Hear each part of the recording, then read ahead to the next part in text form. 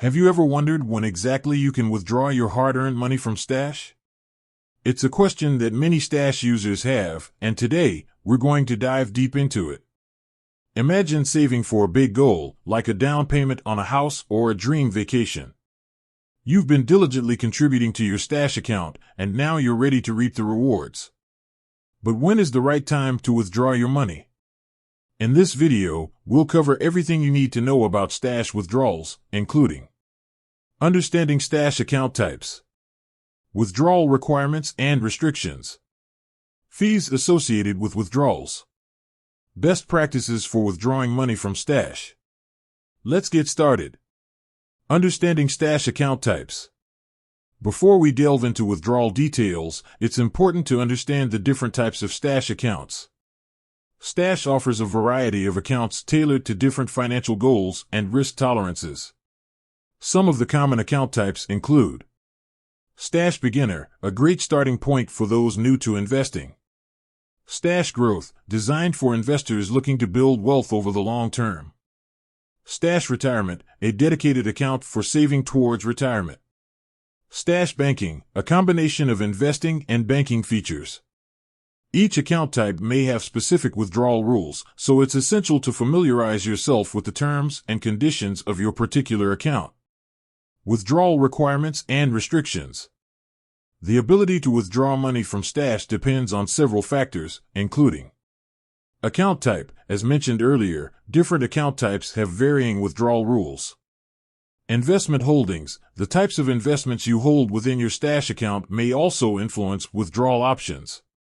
Minimum withdrawal amounts. Stash may have minimum withdrawal amounts that you need to meet before requesting a withdrawal. Withdrawal frequency. Some accounts may have restrictions on how often you can withdraw money.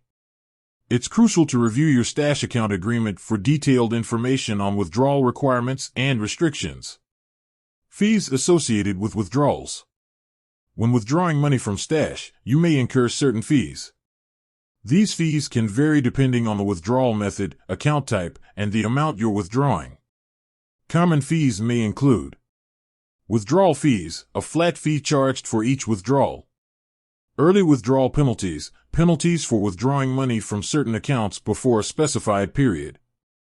Transaction fees, fees associated with transferring funds to external accounts.